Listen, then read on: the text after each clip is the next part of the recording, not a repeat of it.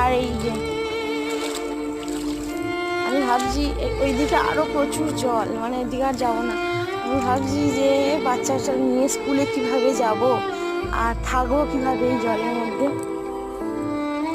তোমাদের ওদিকেও কি এরকম বৃষ্টি হয়েছে আর জল জমেছে? অবশ্যই কমেন্ট করে জানাবে তো। জানি আমাকে পাখিদের মতো দেখতে লাগছে, কিন্তু বাইরে বেরিয়েছিলাম, ভাবলাম ভিডিওটা করে নিই, কেননা জলের মধ্যে সারাক্ষণ তো নামতে পারবো না।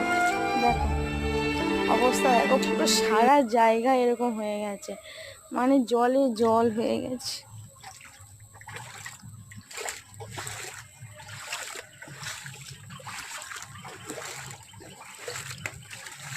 সকাল সকাল আমাদের স্কুলে মিটিং ছিল, সেটাও ক্যান্সেল হয়ে গেল।